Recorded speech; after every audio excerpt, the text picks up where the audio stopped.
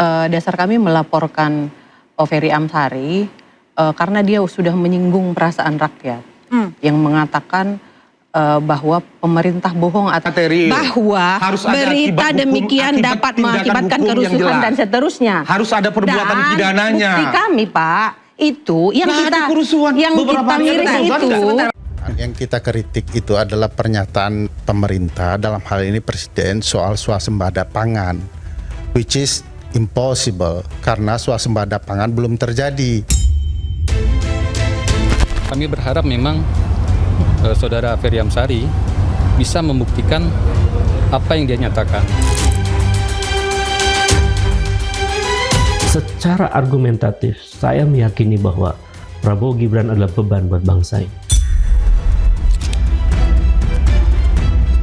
Pengamat-pengamat itu adalah pengamat-pengamat yang sejak dulu sudah berusaha mempengaruhi warga, membentuk opini publik. Faktanya, lebih dari 96 juta warga lebih percaya Pak Prabowo, tidak percaya mereka.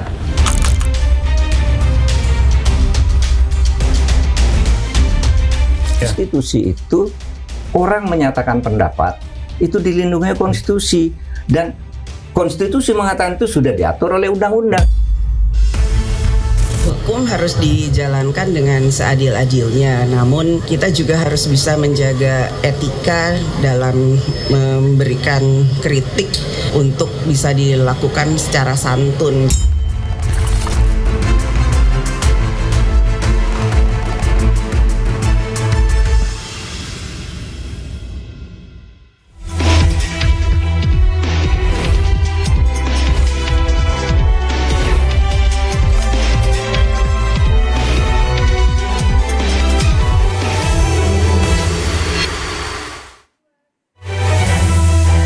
Pemirsa, suara akademisi yang dulu dianggap cahaya kini menjadi perkara. Saiful Mujani, Ubedillah Badrun hingga Ferry Amsari dilaporkan ke polisi.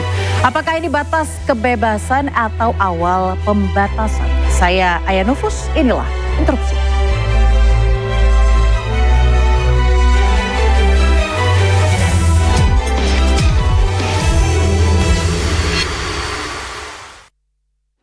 Ya pemirsa, untuk membahasnya pada malam hari ini sudah hadir 4 narasumber luar biasa di sebelah kanan saya. Langsung saja saya akan perkenalkan terlebih dahulu tenaga ahli utama kantor staf Presiden Antoni Winza Prabowo. Selamat malam Mas Antoni, terima kasih sudah bergabung di Interupsi pada malam hari ini. Dan juga sudah ada Ito Simamora, Ketum LBH Tani Nusantara. Selamat malam Kak Ito, terima kasih sudah hadir. Dan juga di sebelah kiri saya di paling ujung ada Bang Pangi Syarwi Cadiago, Direktur Eksekutif Foxpol Center. Terima kasih Bang dengan batiknya pada malam hari ini. Dan juga ada Bang Ahmad Wakil Kamal, pengacara Ubedillah Badrun.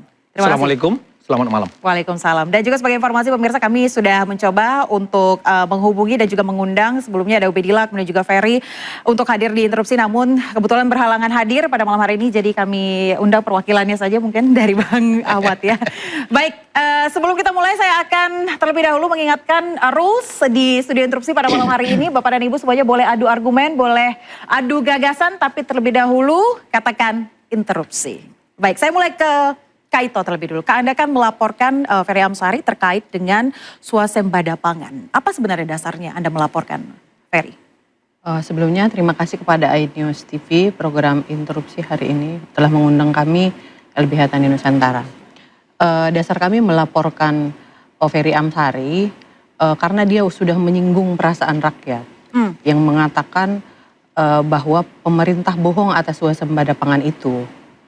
Di saat masyarakat tersinggung karena mereka kan sudah merasakan apa efek positif dari program-program pemerintah saat ini, Pak Prabowo Subianto presidennya gitu. Dan kami melaporkan penghasutan, ini bukan lagi kritik, tapi penghasutan itu dasar. Baik, jadi berarti Anda dan juga tim Anda menganggap ini bahwa ini bukan lagi soal kritik, tapi sudah masuk ke ranah penghasutan, pembohongan publik dan hoak. Jadi itu setelah kita bedah kasus, kita menemukan ada unsur pidananya. Masuklah itu ke pasal 263 ayat 1 dan pasal 264 KUHP yang baru 2023. Oke, saya mau tanya Bang Pangi, Bang, dari data mungkin yang Anda kumpulkan dari Voxpol Center terkait dengan data yang terbuka ya dari pemerintah soal swasembada pangan. Ada tanggapan terkait hal ini? Ya, pertama tentu saja sebelum kita bahas itu, memang di dalam konteks negara demokrasi itu kan yang paling dewanya itu kan freedom, kebebasan. Karena freedom itu kebebasan berekspresi, berpendapat, freedom of speech, freedom of expression. Itu menjadi tulang punggung, big bone di dalam konteks negara demokrasi. Nah, kalau kemudian itu menjadi catatan penting, isu yang sangat krusial, bahwa setiap orang bisa menyampaikan pikiran, gagasannya, pendapatnya, sebatas dia dengan data yang kuat, yang terukur, dengan KPI yang jelas, dan dia menyampaikan based on data. Jadi itu sangat penting sekali. Nah, kalau kita lihat misalnya di era Presiden Soeharto, itu memang kan political religion, ideologi yang disucikan. Jadi pada masa itu setiap orang yang mengkritik maka dilabel anti Pancasila, yang demonstrasi instabilitas politik. Maka pada masa itu kan bahwa mengkritik presiden itu sama dengan mengkritik Tuhan. Karena tidak boleh, presiden selalu benar, presiden tidak boleh dikritik, mengkritik presiden, mengkritik Tuhan. Nah ini kan pada masa itu sangat sulit untuk menyampaikan. Tetapi kan ada juga pilihan orang mengatakan di era Soeharto itu memang berbicara itu tidak bebas, tapi perut kenyang. Cuma kebebasan tidak ada. Nah kita kan ingin cari, bisa saja ambil pola yang kedua, bebas berbicara, yang terukur tadi, dan perut kenyang. Gitu. Itu juga menjadi penting di dalam catatan saya. Oleh karena itu memang pada masa kalau dalam kita geser dalam kajian saya ilmu politik, memang di dalam politik itu kan kalau digeser ekonomi dia pasti bicara kapitalis, bicara agama sekuler, bicara demokrasi itu udah pasti bicara politik. Nah demokrasi ini yang kemudian tetap harus kita jaga. Tetapi kemudian di era ini dinormalisasi oleh rezim sebelumnya, yang namanya Undang-Undang ITE digunakan sebagai alat untuk pembungkaman terhadap lawan-lawan politik. Undang-Undang ITE itu sudah banyak terjadi. Bahkan kasus di era presiden sebelumnya, saya sebut nama Pak Jokowi, itu ada yang dijemput malam jam 3 pagi, sampai katanya nggak sempat masang baju duluan, yang namanya almarhum Bu Rahmawati, ada Saganda, kemudian waktu itu mereka adalah saksi-saksi yang dijemput malam, dituduh makar pada masa itu. Termasuk beberapa tokoh nasional ya, Pak Eko dari UBK waktu itu, mereka tidak ada pidato seperti sekarang. Artinya bagi saya, dulu nggak ada seperti ini, mereka nggak pernah pidato, nggak pernah mengatakan harus dijatuhkan bagaimanapun cara, nggak ada, tapi ditangkap. Saganda itu ditangkap. Artinya apa? Menurut saya sekarang situasinya kan nggak seperti itu juga. Sampai sekarang mereka masih bebas ngomong, tidak ada yang ditangkap. Padahal mereka tidak ada pidato untuk menjatuhkan baik inkonstitusional maupun non-inkonstitusional. Artinya ruangnya itu sudah luas. Artinya semua buzzer hari ini bisa ngomong. Itu juga dinormalisasi oleh rezim sebelumnya. Relawan yang kemudian jadi komisaris juga dinormalisasi oleh rezim sebelumnya. Nah, yang orang meragukan konsistensi pengamat ini, yang kemarin dia tidur gitu loh. Ketika ada tenaga kerja asing, dia tidur. Utang ugal-ugalan, dia tidur ini pengamat ini. Nggak pernah bilang makar. Kemudian ada bandara siluman, dia tidur ini pengamat ini. Nah ini orang yang curiga. Kok sekarang ada integritas gitu loh. Sebentar, Bang Pangi, terkait dengan ruang luas, saya mau tanya dulu ke Kak Itoka, sebelum Anda melakukan pelaporan, sempat ada nggak dari pihak Anda mencoba untuk berdialog dengan Ferry? Kalau untuk berdialog kan enggak, justru harusnya di saat dia yang memicu itu dia yang harus buka dialog dong. Tapi karena dia sudah berstatement penghasutan itu, para petani itu merasa tersakiti hatinya. Makanya mereka datanglah ke LBH Tani Nusantara, kami bedah kasus dan segala macam. Yang miris di kita ini kan bahwa si Ferry Amsari ini katanya pakar, katanya akademisi, harusnya seorang intelektual tidak bicara sembarangan. Kami bukan anti kritik, tapi kalau kritik itu harus berbasis data yang valid, bisa dikonfirmasi dan segala macam. Ini kita nggak tahu dari mana datanya. Tidak adu data aja, kenapa harus melalui proses hukum? Seolah-olah hukum jadi alat untuk membungkam lawan-lawan politiknya atau membungkam akademisi yang kritis terhadap kekuasaan. Nah, saya jawab Pak, gini, justru si petani-petani ini datang ke kita. kita justru memberikan pemahaman kepada petani. Kalau umpamanya kita lepas mereka, bisa aja ini jadi mereka yang pergi langsung ke rumah Ferry Amsari, bisa langsung demo dan... Saya kira itu berlebihan, kekhawatiran berlebihan lah itu, lebay. Saya kira dalam kondisi bangsa yang sudah terbuka, ini seperti ini nggak perlu terlalu takut lah. Dan rejim ini nggak perlu insecure, nggak perlu takut terhadap kritik. Justru kritik itu menjadi vitamin supaya kebijakan publik itu adalah pro rakyat, untuk kesejahteraan rakyat. Ini yang Anda sampaikan mewakili klien Anda ya, Bang Ahmad? Nggak semua kita teman. Jadi bagian dari kebebasan berpendapat. Termasuk klien saya, Ubaidillah Badrun itu kan diundang oleh salah satu podcast yang kebetulan adalah media massa. Jadi sebagai narasumber, dia sebagai akademisi dilindungi oleh konstitusi 1045, 1945, juga dilindungi oleh undang-undang perguruan tinggi, kebebasan akademik, kemudian undang-undang pers. Seharusnya bukan langsung ke pidana, karena itu adalah produk jurnalistik, harusnya lapor ke Dewan Pers. Berarti Anda lebih memilih untuk terlebih dahulu melihat jalur Dewan Pers daripada jalur pidana? Kalau dalam kasus Ubed, karena itu yang dilaporkan itu adalah produk jurnalistik, sehingga harus tunduk pada undang-undang pers. Ada putusan Mahkamah Konstitusi 145 2004 itu menyatakan bahwa tidak boleh kemudian hasil wawancara, kemudian produk jurnalistik langsung lapor ke polisi. Jadi ini kan karena kita ini tidak mengerti hukum. Yang banyak ngomong di pemerintahan hari ini, baik dari KSP dan sebagainya, banyak yang nggak mengerti hukum. Tapi Anda menyimpulkan bahwa pemerintah dikritik berarti? Tadi dikatakan Bang Panggi seperti itu? Anda menilai demikian atau bagaimana? Saya kira, menurut saya ini rejim ini terlalu insecure. Terlalu insecure. Oke, saya mau tanya dulu ke Mas Antoni. Interupsi boleh daripada sebentar, ini? Saya mau tambahkan sedikit. Saya mau mendengar sedikit saja dari Mas Antoni. Dia dikatakan bahwa insecure pemerintah. Sempat ada statement dari Pak Prabowo bahwa kritik-kritik ini sebenarnya adalah vitamin bahkan untuk pemerintah. Silakan Mas Antoni. Baik, sebelumnya saya ingin meluruskan pandangan-pandangan di publik yang seringkali terdistorsi, terutama tentang mengutip pasal-pasal di konstitusi secara cherry picking atau mau ambil apa yang dia suka saja. Jadi tidak ada di konstitusi yang menyatakan bahwa kebebasan berbicara, mengeluarkan pendapat itu sampai tidak ada batasnya. Tidak ada di konstitusi seperti itu. Di konstitusi, di putusan MK, ada putusan 140 tahun 2009, ada putusan 56 2017. Itu dikatakan ada dua forum dalam berbicara dan berpikir. Yang dilindungi oleh konstitusi adalah forum di dalam internal, di ruang batin kita, itu sama sekali underogable rights. Tidak bisa dikurangi oleh keadaan apapun. Tetapi ada namanya forum eksternal. Forum eksternal itu ketika ruang batin kita ucapkan. Ruang batin kita tuliskan. Itu sudah ada impact-nya. Oleh karena itu negara harus menjaga keamanannya. Jangan sampai ada kata-kata dari warga negara yang menciderai hak asasi orang lain. Nah coba kalau boleh dilihat pasal di 28I di Undang-Undang Dasar, mungkin bisa dibantu ya oleh interupsi.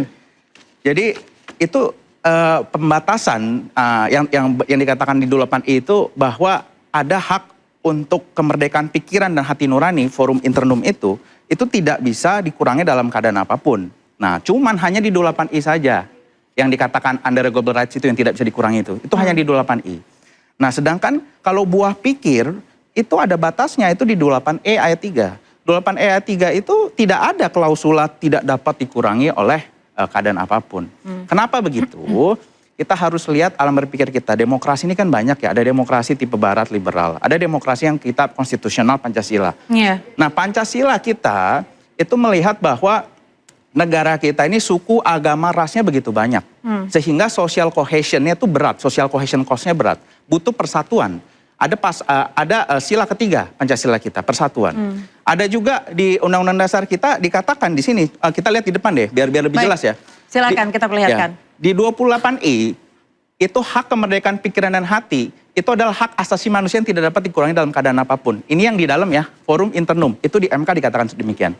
Yang tidak dibatasi apa? Yang dibatasi apa? Yang 28E. Yang 28E itu menyatakan pikiran, mengeluarkan pendapat, itu nggak ada klausula seperti 28I. Tidak ada. Ya. Dan pembatasannya ada di mana? Ada di 28J. Baik. Dikatakan dalam menjalankan hak dan kebebasannya, setiap orang wajib tunduk kepada pembatasan ditetapkan dalam undang-undang. Kita akan bahas terkait dengan pembatasan-pembatasan ini, terkait dengan pembatasan demokrasi juga, tapi usai jeda, Mas Antoni, kita akan bantu jawab juga dari Bang Ahmad, tetaplah di Interupsi.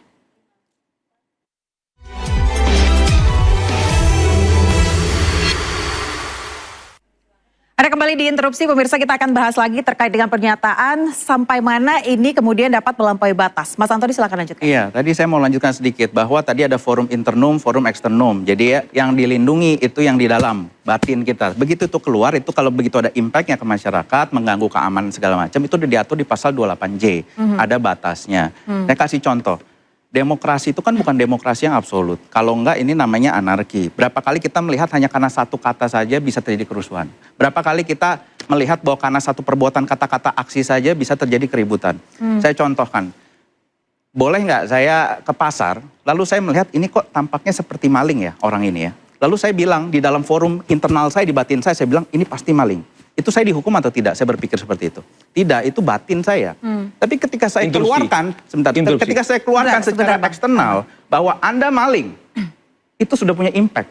Dia bisa digebukin, dia bisa sampai kehilangan nyawanya. Itulah yang dijamin oleh konstitusi kita. Oke, kita tangkap poinnya, Mas Antoni sebentar, silakan Mas Ahmad. Saya kira gini, kebebasan menyampaikan pendapat itu, terutama bagi akademisi itu dilindungi oleh Undang-Undang Perguruan Tinggi, kebebasan akademik dan sebagainya. Saya tanya ke Mas Antoni, teman-teman kayak saya 98, kemudian turun ke jalan itu, padahal belum ada undang-undang menyatakan pendapat menyampaikan pendapat di muka umum ya, di undang-undang hak menyatakan aksi ya, undang-undang demonstrasi pada waktu itu. Apakah pertanyaan saya, teman-teman demonstrasi untuk meminta Pak Harto mundur tahun 98 itu, apakah itu makar? Apakah itu penghasutan? Coba dijelaskan supaya rakyat ngerti gitu loh. Kemudian sebentar insecure, khawatir sebagainya. Oke, baik. Kak Ito, silakan. Akademisi ya. Ini kan akademisi Pak. Pakar pula, nggak tahu pakar dari mana ya kan. Justru di saat akademisi yang mempunyai statement liar itu, terus kalau para pakar kita dan para akademisi kita itu berstatement liar-liar itu, siapa yang bisa dipercaya masyarakat? Saya kira selama statement itu tidak melakukan pelanggaran terhadap saya mengeluarkan, hukum, tidak ada perbuatan melawan hukum, tidak ada Ferry Amsari pasal 263 ayat 1, biar saya terangkan. Pasal 263 ayat 1, setiap orang yang menyiarkan atau menyebarluaskan berita atau pemberitahuan, padahal diketahui bahwa berita atau pemberitahuan tersebut bohong yang mengakibatkan kerusuhan dalam masyarakat, dipidana dengan pidana penjara paling lama 6 tahun, pidana denda paling banyak kategori 5. Pasal 264, setiap orang menyatakan menyiarkan berita yang tidak pasti, berlebih-lebihan, atau tidak lengkap sedangkan diketahui atau patut diduga bahwa berita demikian dapat mengakibatkan kerusuhan dan seterusnya. Harus ada perbuatan pidananya. Bukti kami Pak, itu yang kita miris itu diupload dalam sosmed pribadi Pak Ferry Amsari. Oke. Boleh dicek. Itu di @ferry_amsari_amsari. @ferry_amsari. Oke. Ada beberapa dan itu diteruskan. Itu seolah-olah sistematis dan mempengaruhi begitu ya. Dan menimbulkan kerusuhan tadi. Baik, kemudian ada pertanyaan dari Anda tadi, Bang. Pertanyaan saya yang ramai hari ini adalah persoalan makar dan penghasutan. Kita fokus terkait dengan tadi sama ini kan berkaitan dengan kebebasan akademik, dengan lapor-melapor. Kan ini mesti melapor-melapor terhadap pengamat, terhadap akademisi, orang yang kritis. Dasar memang bukan ada, pemerintah yang lapor. Tapi itu bisa saja itu adalah para jaringan-jaringan di bawah yang digerakkan, kita nggak tahu. Kalau memang betul pemerintah hari ini tidak terlibat dalam melapor-melapor, langsung saya kira Pak Prabowo pidato, saudara-saudara, bahwa kami tidak terlibat urusan lapor-melapor. Kan biasanya pidatonya kencang gitu loh. Tapi hari ini kan seolah-olah dibiarkan lapor dan diterima oleh polisi. Padahal ini adalah kebebasan akademik. Dalam sistem demokrasi itu kebebasan berpendapat itu adalah paling esensial. Oke, tadi dikatakan liar oleh Kak Ito. Pertanyaan saya ke Mas Antoni belum dijawab. Oke. Apakah demonstrasi 98 yang teriak-teriak, kami ini teriak-teriak 98 ke DPR, turunkan Soeharto. Intinya ini bukan lagi kritik tapi sesat penghasutan. Baik, itu aja inti laporan kami itu. Mas Anto untuk menjawab. Ini kan akademisi bukan hanya penghasutan tapi kebebasan berbicara itu seperti mengemudi di jalan gitu ya. Bebas, Anda mau dari sini ke mall kemana bebas. Ada U-turn, muter U-turn. Tetapi bukan artinya nggak ada rambu-rambu. Jika tidak ada rambu-rambu, jika tidak ada lampu merah, tabrakan semua. Jadi semua ada batas-batasnya. Pasal-pasal sudah Batasnya ada. apa? Jadi kita bisa lihat kok di pasal 240 KUHP terbaru. Itu KUHP terbaru. Penjelasan dikatakan yang disebut menghina apa, yang disebut dengan kritik apa. Nanti boleh ditampilkan. Saya sudah minta tolong ditampilkan. Jadi yang dimaksud menghina... Dijelaskan siapa yang menghina di antara para pengamat ini, Mas Antoni. Jangan kemana-mana. Saya boleh jelaskan dulu pasalnya.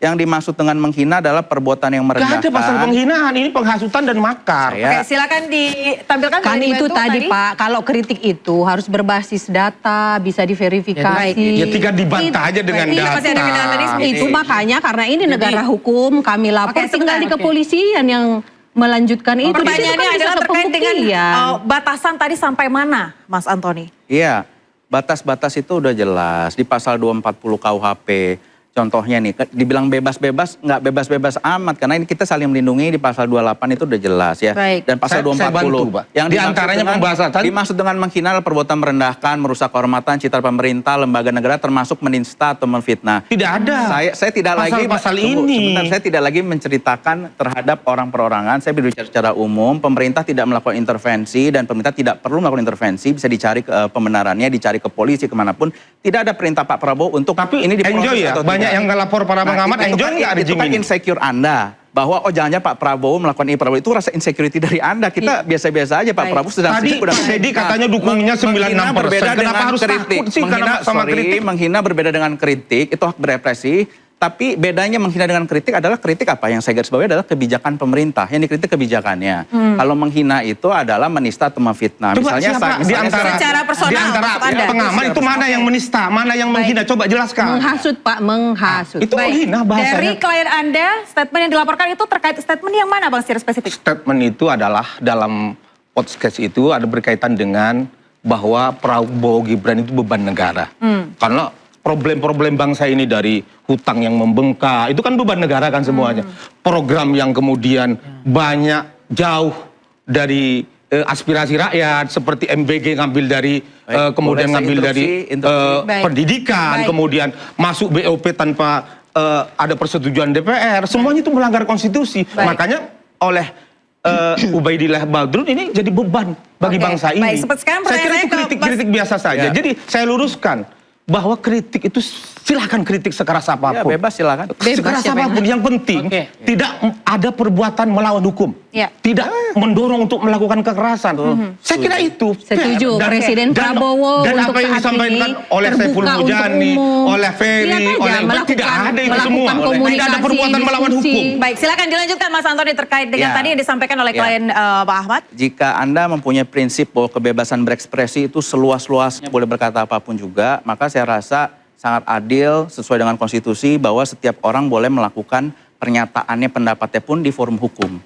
Jadi setiap orang yang mengucapkan forum eksternum dia keluar, dia harus bisa menjaga akuntabilitasnya di dalam forum hukum. Kalau tidak berani dalam forum hukum, seakan-akan cuman berani ngomong saja. Jadi rejim ini enjoy gitu loh kalau ada yang banyak lapor gitu loh. Itu rasa insecurity Anda. Makanya diterima oleh kepolisian. Itu rasa insecurity. Untuk masyarakat Indonesia juga, mungkin juga setuju dengan apa pendapat kami dari LBH Tani Nusantara. Daripada liar, mereka demo-demo segala macam langsung geruduk kayak peristiwa kemarin ke rumah para pakar-pakar itu. Anarkisme dan segala macam, mending dong kita selesaikan ranah hukum. Baik, kita beri kepercayaan kepada pihak kepolisian begitu ya. Daripada liar. Baik, Bang Pani, saya ingin dengar dari Anda bagaimana Anda melihat fenomena ini, Bang. Ya, ini memang sudah dinormalisasi oleh rezim sebelumnya soal lapor-melapor ini kan. Jadi memang ketika maksud Anda siapa? Ya, rezimnya Jokowi. Di kelanjutannya, Mas. Kelanjutannya, Mas Wangi. Memang sebenarnya kritik itu kan memang obat untuk pemerintah supaya sehat. Supaya nggak kolesterol, supaya negara tidak asam urat, supaya negara tidak gula tiba-tiba. Dan itu dibenarkan oleh Mas Antoni bahwa kritik adalah hal yang... Perhatikan ya, andaikan dulu keras itu pengamat yang telah ngomong kudeta ini, Kalau dulu keras dia ngomong seperti sekarang. Nah itu pertanyaannya, kenapa dulu keras sekarang enggak? Ya kenapa dulu enggak sekarang? Iya, ini saya sangat sayangkan. Enggak akan ada itu jatuh tempo utang kita 433 triliun. Ini siapa yang nanggung utang ini? Beban negara itu kan? Beban negara. Kalau seandainya dulu pengamat itu keras seperti saya dulu ngomong mengingatkan Jokowi, jangan utang ugal-ugalan. Jangan hilirisasi ugal-ugalan. Ini tenaga kerja asing ugal-ugalan. Habis itu tambang dan seterusnya kan. Pada masa itu saya keras itu. Saya kritik itu vitamin, itu obat pada masa itu. Pembalakan hutan ya. Komisaris relawan jadi komisaris. Saya kritik itu pada masa itu. Rektor diamankan oleh Menteri Pendidikan supaya tidak boleh orang demonstrasi. 10 tahun tendang Mbak, ada Mbak. Apa yang terjadi hari ini? Penyakit negara ini semua.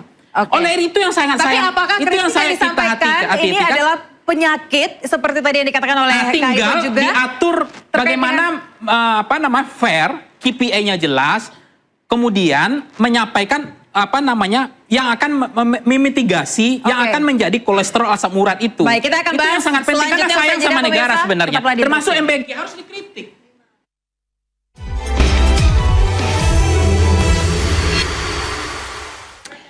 Baik, Bang Panggi, sedikit saja dari Anda, mohon intinya Bang. Jadi menurut Anda di mana sebenarnya batas kritis yang sah dalam demokrasi, Bang? Ya, itu makanya bagaimana, kalau kita pertanyaan gini Mbak ya, bagaimana kondisi demokrasi sekarang? Bagaimana kondisi kebebasan bersuara, berpendapat itu? Kemudian juga ditanyakan bagaimana kondisi orang untuk untuk menyampaikan kebebasan pers dan kebebasan, bagaimana kinerja pemerintah dalam melindungi kebebasan sipil. Itu juga harus dipastikan. Karena memang saya yakin ini kalau ditanya ke masyarakat, pasti mungkin di atas 70%, 80% sudah mengatakan bahwa demokrasi masih pada rute yang benar. Kebebasan berpendapat masih dilindungi oleh negara. Buktinya buzzer hari ini, influencer, pengamat, bebas ngomong.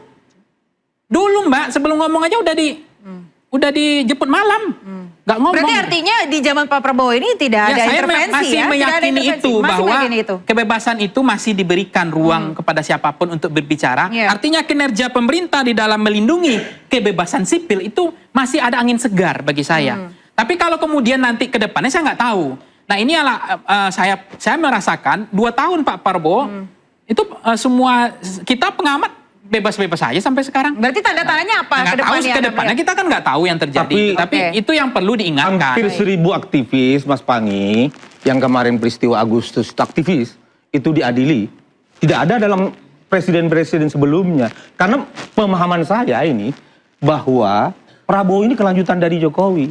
Jadi kecenderungan menjadikan hukum sebagai alat politik untuk membungkam lawan-lawan politiknya terjadi hari ini. Aktivis itu apa sih? Kok 1000 aktivis? Dari mana bahasa Bapak? Oke, silakan Kak Ito. Aktivis itu apa? 1000 aktivis dasarnya dari mana? Mereka punya Del Petro dan kawan-kawan, aktivis. Seperti mereka punya identitas aktivis gitu. Padahal mungkin masih muda-muda. Kalau yang aktivis dibilang Pak mungkin kayak Bapak, kayak kita-kita umuran ini. Kalau masih muda bisa aja masa bayaran. Baik. Kalau dari Kak Ito sendiri batas kritik yang sah dalam demokrasi itu seperti apa? Itu harassment itu nggak boleh. Masa bayaran sebagainya nggak boleh begitu. Baik, sebentar Pak Ahmad. Saya mau tanya dulu ke Kak Ito, kalau menurut Anda batas kritik dalam demokrasi itu seperti apa Kak Ito? Harus data yang valid. Data yang valid. Harus data yang valid, harus bisa dipertanggungjawabkan. Oke. Harus bisa, intinya sih tidak penghasutan Pak. Ini kan jadi narasi liar. Penghasutan itu hoaks, berita bohong. Kayak kata Bapak, ini pembungkaman. Baik. Oh di sosmed. Enggak loh, kayak buzzer segala macam. Saya belum dengar fakta di lapangan dari Kak Ito. Sebenarnya petani kita saat ini sejahtera berarti Kak? Sejahtera Mbak, soalnya ada bantuan subsidi pupuk. Alat-alat pertanian, pompanisasi, ada Alsintan. Baik. Ini karena didukung oleh alat-alat pertanian itu produksi meningkat dong. Baik. Yang mungkin dulu cuma 2 kali atau berapa kali setahun ini jadi 3 kali atau berapa. Produksinya kan jadi meningkat. Gitu meskipun lahannya menyempit katanya. Soal kan udah didukung alat. Alat dimodernisasi kan. Kalau umpamanya dari dulu kan masih mencangkul, masih pakai orang ya kan. Kalau ini kan mungkin untuk panen aja sudah siap mesin yang tinggal masuk ke situ. Dulu kan masih dipukul-pukul, seingat saya ya. Kalau sekarang kan prosesnya jadi lebih lamban. Iya, jadi dipukul-pukul kan ada yang bias jatuh nggak terhitung. Kalau sekarang kan mesin langsung semuanya. Jadi lebih sejahtera dan mereka lagi bahagia-bahagianya dengan bantuan pemerintah. Makanya mereka terasa tersakiti kalau dibilang itu bohong. Swasembada bohong. Padahal hari ini saja Mentan mengumumkan bahwa swasembada pangan itu di 5, bentar. Tinggal adu data aja sebenarnya. Iya, sebenarnya adu data. Gak harus lewat polisi. Baik. Saya kira gini, itu Pak, unsur pidananya dapat itu tadi, yang pasal itu aja dipelajari oleh pakar-pakar. Apalagi Bapak katanya juga pengacaranya Mas ini kan. Pasalnya aja dipelajari dan didampingi ke Polda. Kita meluruskan di situ. Gitu. Baik, silakan Mbak Ahmad. Saya kira kritik dan mengemukakan pendapat itu amat sangat dilindungi oleh konstitusi. Jadi jangan sebentar-sebentar, bebas menyatakan pendapat, tetapi itu orde baru. Kalau ada tetapinya itu ada orde baru. Saya kira selama kritik pendapat itu kemudian tidak ada unsur perbuatan melawan hukum, tidak mengajak kekerasan, tidak sara, tidak menghina etnis dan lain sebagainya, etnis, agama dan sebagainya, saya kira tidak ada persoalan. Dan apa yang disampaikan oleh teman-teman pengamat, baik dari halal bihalal hutan kayu, tidak ada perbuatan melawan hukum baik dalam perspektif Makau atau penghasusan tidak terpenuhi di situ. Justru ini bikin rame karena temannya Mas Antoni di staf KSP ini yang kemudian ada cuitan dari Ulta Levinia itu kan setelah 4 hari atau 3 hari setelah halal bihalal. Jadi itu yang bikin heboh. Jadi kalau mau dicari yang bikin heboh ya tanya sama staf KSP dong. Diupload Pak. Baik, silakan Mas Anto ditanggapannya. Ya, tadi kan posisinya adalah dari sebelah sana mengatakan kebebasan harus luas-luasnya itu pondasi gitu ya. Jadi siapapun yang berkata-kata baik di KSP baik di siapapun kita hargai. Siapapun berpendapat begitu ya. Dan jadi dari KSP pun dalam posisi kami bukan aparat penegak hukum. Kami tidak akan mengintervensi, kami tidak menentukan apakah unsur-unsur perbuatan melawan hukum pidana ini terpenuhi atau tidak. Tapi yang kami pastikan di sini tidak akan ada intervensi dari Pak Prabowo sebagai presiden, tidak akan ada perintah untuk melaporkan atau apapun, bahkan sampai saat ini bisa dicek mana ada. Tapi enjoy banyak yang melaporkan gitu. Nah itu kan rasa insecurity Anda. Baik. Ya dong. Baik. Tadi kan Anda merasa, oh Pak Prabowo insecure. Ini sebenarnya kalau kita pakai cermin, jangan Anda yang insecure. Anda yang merasa Pak Prabowo menikmati. Enggak, Pak Prabowo. Ada rasa insecure itu Bang? Bahwa tadi sudah dikatakan kalau bagi aktivis, dan interupsi saya belum selesai boleh. Bagi aktivis kalau misalnya tidak ada rasa kekhawatiran. Berarti kita lanjut bagi kami aja kan, bahwa keyakinan menegakkan nilai-nilai kebenaran, keadilan, bagaimana menyuarakan kebenaran, bahwa bangsa ini akan lebih baik ke depan, bagi kami tidak perlu takut. Pelaporan ini, Mbak, instruksi, pelaporan ini adalah ekspresi dari masyarakat, mereka kecewa dengan statement-statement yang menghasut itu. Interupsi. Iya, silakan Mas Antoni. Jadi ketika ada satu pihak yang merasa pendapatnya yang harus dilindungi, tetapi meminta pemerintah untuk menstop pendapat orang lain, itu rasanya nggak fair. Jadi pemerintah di sini nggak akan ikut-ikutan. Silahkan aja melalui proses hukum atau apapun itu, pembuktian di pengadilan justru akan lebih terang, bisa ada ahli di sana, bisa ada semua bukti dibuktikan. Dan pemerintah kan tidak bisa masuk ke dalam ranah yudikatif misalnya, tidak bisa. Jadi saya rasa insecure yang dituduhkan kepada kami juga nggak akan laporkan Bapak, tenang aja. Kami akan laporkan bahwa kami dituduh insecure, tidak gitu ya.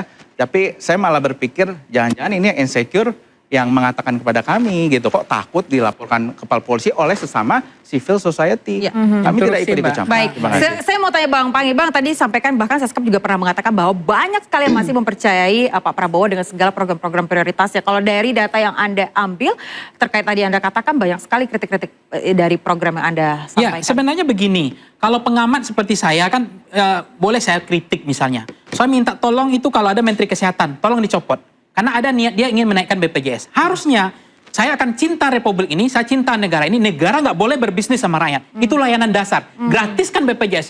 Itu jelas Mbak, kritik saya itu. Copot Menteri Kesehatannya. Itu menunjukkan bahwa nggak boleh berbisnis untuk rakyat. Kenapa layanan dasar? Sekarang yang terjadi BPJS saja banyak 124 list obat dihilangkan. Enggak. Itu kan tanda kita mencintai. Saya terkait dengan kritik itu sendiri, banyak yang mengatakan bahwa ini akan menjadi huru hara begitu ya di masyarakat. Sementara dari data yang disampaikan Seskap ada sekitar 96 juta lebih ya masyarakat yang percaya dengan Pak Presiden. Jadi nggak perlu khawatir harusnya kan? Itu artinya masukan, ini kan masukan saya sebagai pengamat. Tolong jangan dinaikkan harga BBM. Ini kan harga Inflasi kita hari ini kan gara-gara rezim sebelumnya yang naikkan harga BBM siang malam itu sore itu. Tapi yang karena ketika harga BBM naik, ketika harga BBM naik itu barang akan naik. BBM turun harga BBM barang transportasi nggak akan turun. Itu kan normalisasi rezim sebelumnya. Tolong jangan dilakukan lagi. Hati-hati untuk menaikkan harga BBM. Subsidi tidak dinaikkan. Nah, ya ini yang bicara tentang pertalite yang subsidi. Artinya masih didengar kan? Masih didengar kan? Yeah. Itu berarti kan presiden ini masih mendengar. Maksud saya gini, MBG masih kacau, evaluasi, copot. Itu masukan. Contoh apa lagi? Haji sudah murah. Dulu Mbak Haji naik terus. Nah, itu harus kita syukuri yang begini. Contoh lagi, kita fair dong. Itu nurani kita, kalau kita ada yang janggal, nurani kita harus bersuara. Tapi kalau ada yang perlu kita puji, kita puji. Contoh misalnya begini, pupuk udah disubsidi. Kita syukuri ini. Gitu. Termasuk misalnya perampasan aset, ini akan dibuat sejarah. Akan disahkan. Kita harus hormat dong Mbak, yang begini. Gitu. Termasuk misalnya Omnibus Law cabut gitu. Ini masukan saya. Apakah saya di penjara? Enggak kan? Kenapa yang saya sampaikan itu adalah pro rakyat. Tapi terkait dengan pelaporan terhadap aktivis Anda setuju? Ada juga strong leadership. Baik, tapi kalau terkait dengan pelaporan terhadap aktivis Anda setuju? Bukan setuju, enggak setuju. Kita akan jawab setelah jeda Bang Pangi. Apa yang diperjuangkannya gitu loh.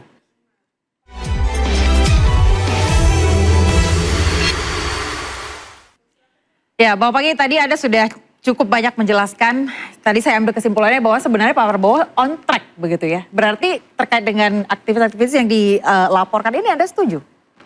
Substansinya bukan setuju, apa yang disampaikan. Misalnya aktivis atau pengamat ngomong gini, tolong listrik digratiskan. Pak Prabowo tolong ke luar negeri dikurangi lagi, suruh Gibran aja. Karena sentimen negatif, itu kan tidak masalah. Itu komentar seperti itu nggak Pak? Contohnya dengan yang disampaikan oleh Bang Ubed, beban bangsa. Anda setuju tidak? Itu masih relatif menurut saya. Nggak terlalu inilah reaksioner lah yang begitu. Beban negara itu kan biasa. Karena gini Mbak, ada juga strong leadership pemimpin dalam sebuah perusahaan. Ketika mengasih kabar buruk Mbak, kabar buruk, dia bilang, ini yang saya butuh karyawan seperti ini. Saya naikkan jabatannya, bukan non job. Tapi ada juga orang dia lapor kabar baik terus, kabar buruk, di non job kan Mbak. Ini kan strong leadership tipe. Padahal pujian itu lama-lama mematikan langkah dia, mematikan prestasi dia, mematikan masa depan dia karena pujian racun tadi itu yang memunculkan kolesterol, asam urat yang 10 tahun kemarin itu, yang semua pengamat tiarap itu, yang aktivis tiarap itu, yang rektor tiarap itu, penyakit semua. Tapi kalau menyampaikan kritik tidak ada data, misalnya tadi disampaikan Kak itu yang disampaikan terukur KPI-nya, based on data, ya kan? Kemudian saya sampaikan misalnya, tolong presiden jangan pernah jadi presiden menaikkan namanya gas LPG, listrik, BPJS, biaya haji, MBG ini dikoreksi total, ya kan? Karena merusak citra presiden, termasuk soal pupuk kita terima kasih sudah dikasih rendah gitu kan, Omnibus Law dicabut, perampasan aset dijadikan undang-undang. Ini masukan loh Mbak. Ini pujian juga. Ya artinya ke luar negeri kurangi, itu kan tidak masalah. Kalau bisa hentikan dulu, stop dulu. Kenapa harus dihentikan? Ya karena sentimennya negatif pasti. Baik. Dari Mas Antoni ada tanggapan silakan. Ya, jadi Pak Presiden ini sudah selesai dengan dirinya sendiri. Bukan yang jadi utamanya adalah sentimen. Yang menjadi utamanya adalah warga negara. Kalau kita lihat kan bukan cuma untuk akademisi saja yang diprotek. Tetapi kita lihat di Undang-Undang Dasar pasal 34 ayat 1 itu apa? Ada kewajiban negara, yaitu fakir miskin dan anak-anak terlantar dipelihara oleh negara. Jadi jangan pikir begitu kami melakukan verifikasi lapangan, BGN segala macam, MBG, masih banyak orang yang memang tidak bisa makan. Hak untuk hidup adalah hak konstitusi. Ketika mereka saja tidak bisa makan, gimana cara mereka bisa belajar?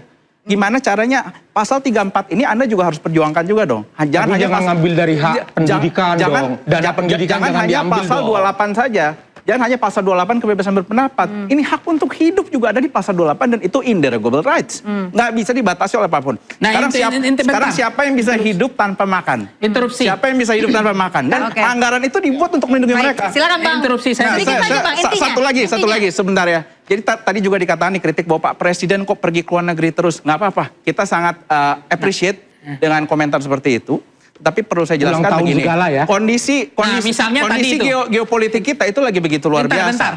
Jadi ini dilakukan perlu. Jadi oleh karena itu ini dalam satu konteks yang saya pikir ini perlu diluruskan. Tetapi setiap kritik kami welcome. Misalnya Mbak Aya, seperti saya sampaikan, perasaan rakyat itu sense of politik.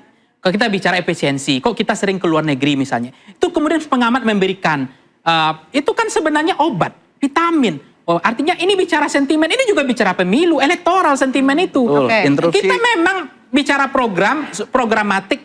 Indonesia ini nggak cukup programatik, substansial, juga butuh sentimen. Nah, kalau bicara sentimen, silakan Mas Antoni, saya terima interupsi Anda. Kalau orang hukum nggak bisa bicara sentimen, saya bisa memahami. Kenapa orang hukum tidak bisa bicara sentimen? Dia nggak ngerti sentimen.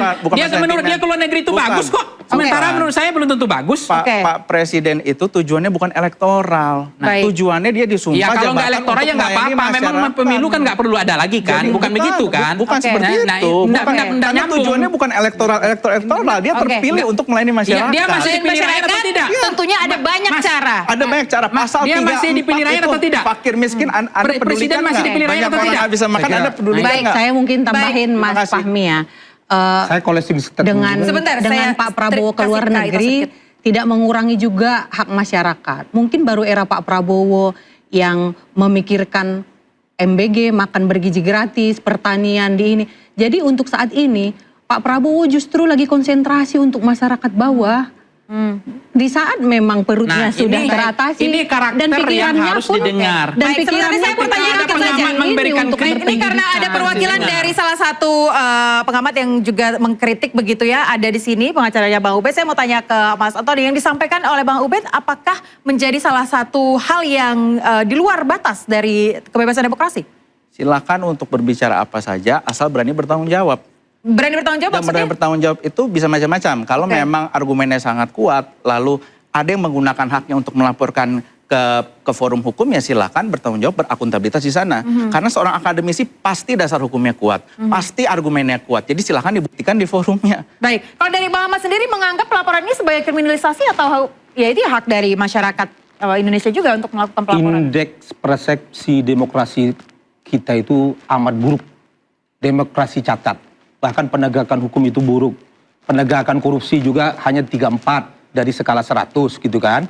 Jadi kalau dibilang ada perbaikan demokrasi kita, kebebasan pendapat dari ayahnya Jokowi sekarang itu salah besar. Karena hari ini kita menyaksikan setelah demonstrasi besar-besaran Agustus ada hampir 1000 yang diadili aktivis. Kemudian ada aktivis kontras yang kemudian disiram. Sama dengan Orde Baru, sama dengan novel, gak ada bedanya hari ini. Saya kira. Dan maksud saya begini, Bang. Saya kira. Kalau ini soal siram menyiram ini menarik sih. Silakan intinya. Selesaikan dulu. Silakan intinya, Pak Ahmad. Propaganda apa ini sebenarnya? Saya selesaikan dulu. Waktu kita tidak banyak. Silakan intinya. Kita tujukan ke mana, ke rezim pun nggak bisa. Jadi teman-teman. Nggak bisa itu, karena itu teman-teman pengamat ini mengkritik rezim sekarang itu karena sikap dari Prabowo sendiri terlalu menduduh para pengamat. Pengamat harus ditertibkan, ada asing di belakangnya, dan sebagainya. Itulah yang terjadi. Nah, jadi seharusnya ke depan itu yang bicara, yang menanggapi dari pengamat itu seharusnya Prof. Yusril Iza Mahendra, koordinator Menteri Hukum. Saya yakin pasti bahwa apa yang disampaikan oleh Pak Saiful Mulyadi kalau dia sampaikan bukan makar, bukan penghasutan. Karena itu kalau dibilang makar, berarti 98 juga makar. Terima kasih. Sedikit saja dari Mas Antoni terkait dengan penertiban pengamat itu. Intinya saja Mas Antoni. Ya, jadi tadi lagi bahwa yang ditertibkan itu seakan-akan kan background militer lalu ditertibkannya seperti apa seperti itu ya. Bahwa penertiban di sini seperti ini ruang diskusi. Kita menertibkan cara berpikir. Berpikir di dalam ranah akademik. Menertibkan cara berpikir. Ya? Menertibkan cara berpikir dengan penjelasan seperti ini. Bahwa konstitusi kita nggak boleh pilih-pilih. Kita suka pasal 28 tapi kita nggak mau pasal 34 untuk BGN, untuk MBG, untuk fakir miskin. Kita suka melindungi hak berbicara, tetapi kita juga harus tahu MK sudah memutus hal itu. Bahwa forum yang keluar itu memang bisa dibatasi. Bicara keluar itu harus dibatasi. Yang di dalam lain dilindungi. Jadi kita nggak bisa memilih-milih. Kita tangkap poinnya. Dikit saja papannya ya. Itu sentimen perasaan rakyat. Bicara bisa efisiensi di saat rakyat sulit. Ada ulang tahun 200 juta misalnya viral. Itu kan nggak pantas. Nah Presiden harus menjelaskan bahwa ini tidak akan pernah terjadi lagi. Itu melukai hati rakyat. Tapi sudah disampaikan bahwa itu namanya perasaan, Mbak. Nah itu kan kritik. Presiden Prabowo akan terima itu menurut saya. Sedikit dari Kak Ito. Ini bukan pembungkaman kritik, tapi membersihkan ruang publik. Kritik silahkan, bahkan harus.